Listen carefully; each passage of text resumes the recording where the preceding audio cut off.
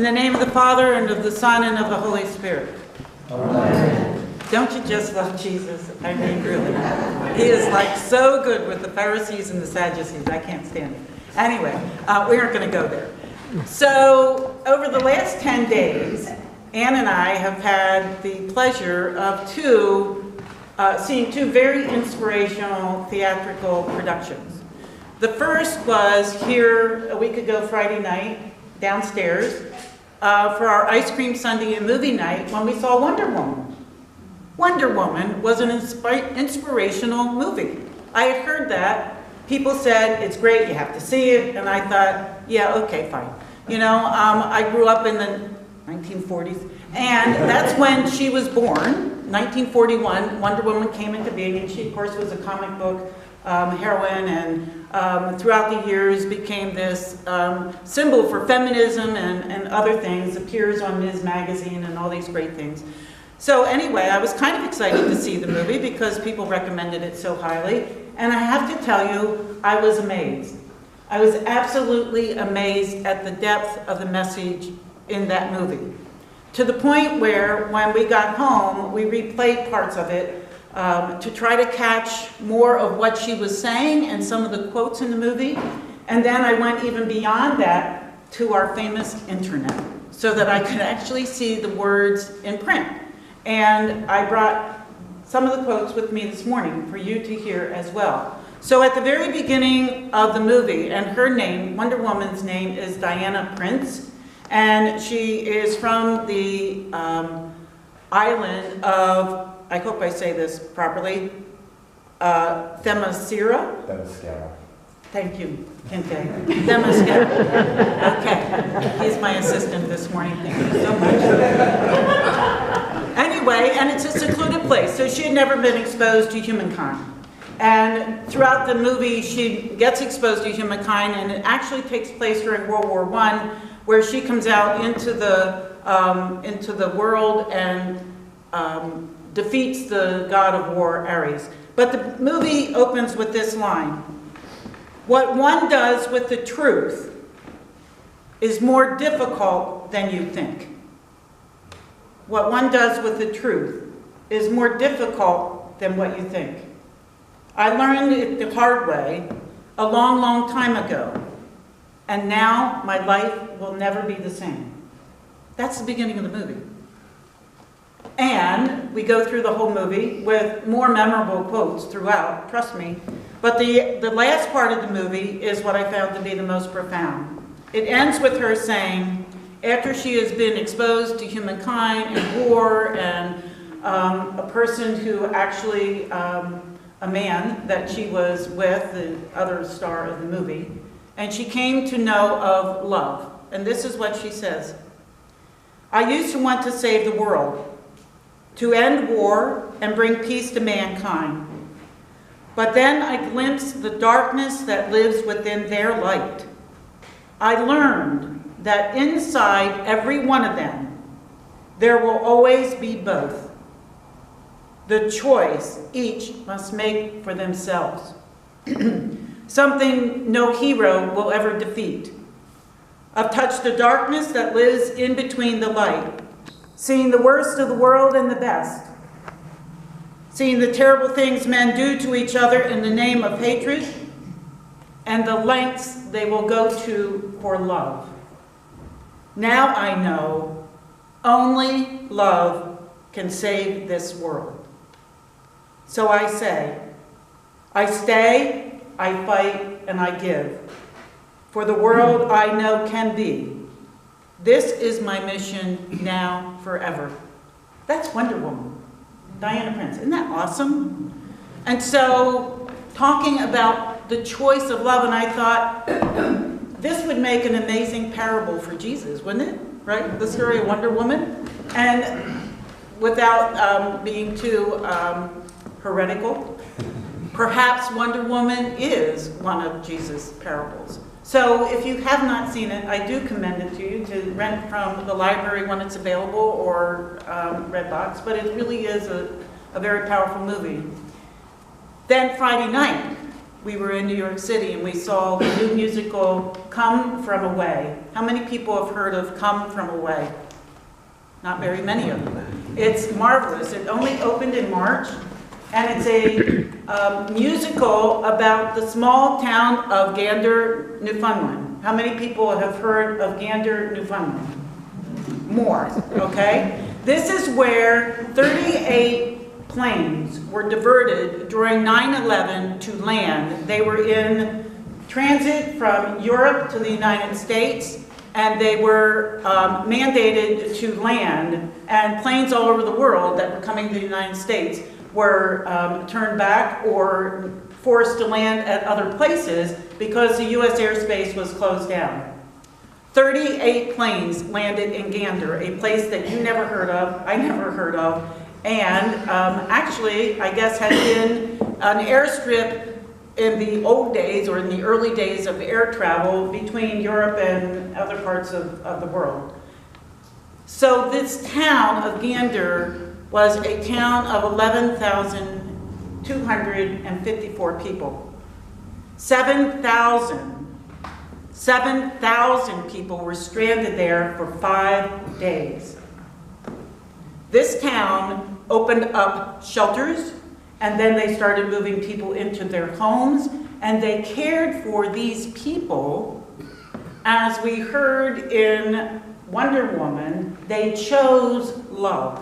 They chose to do the selfless agape love that Jesus is talking about in the gospel this morning.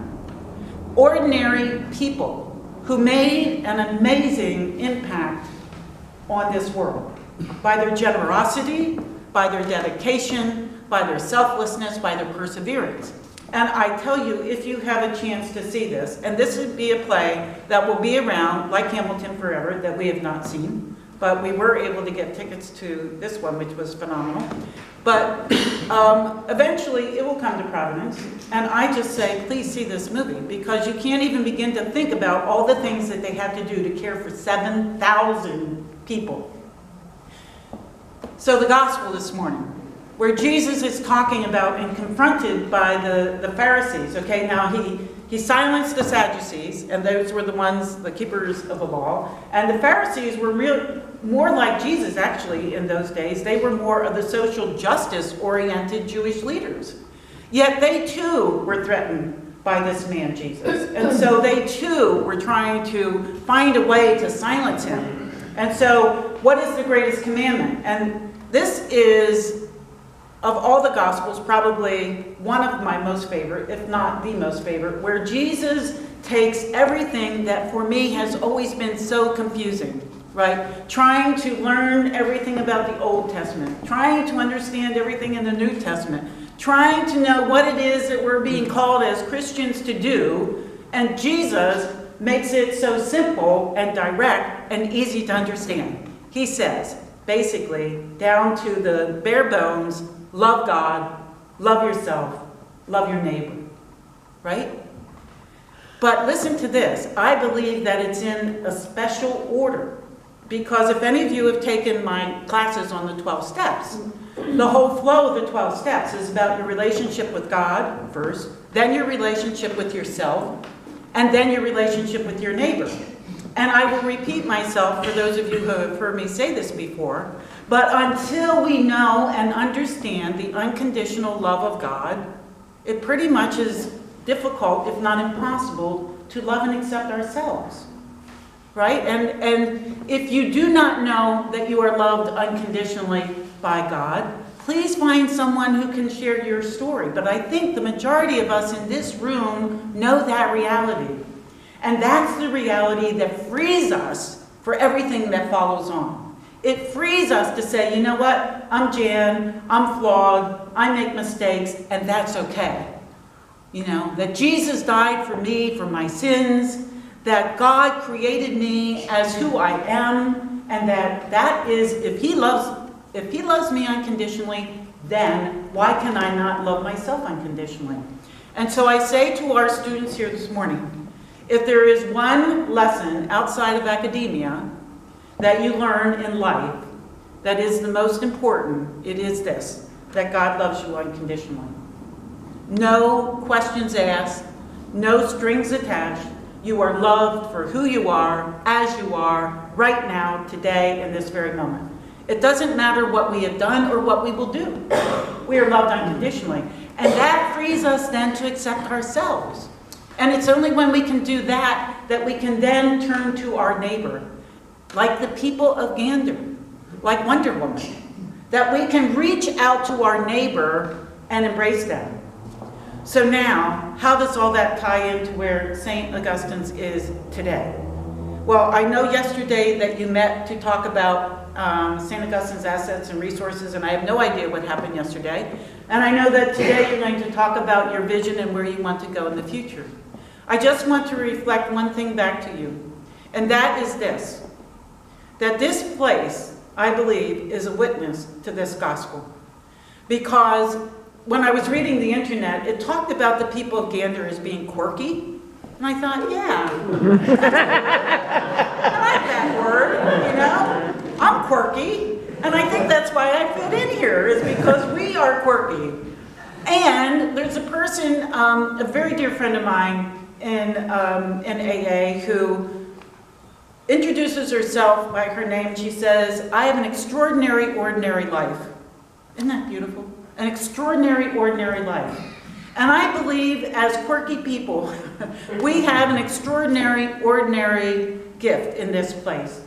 Because our neighbors are these students who are among us, are the students who are out on the campus, the faculty, the staff. As the church moves and continues to move out into the world again, as Jesus said 2,000 years ago, and now we're going, oh yeah, we remember that.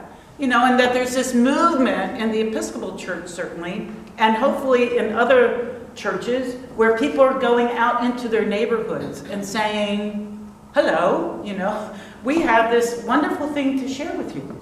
This information that maybe you don't know about. This lesson to learn that maybe you don't know yet. And that is that you are loved unconditionally by God.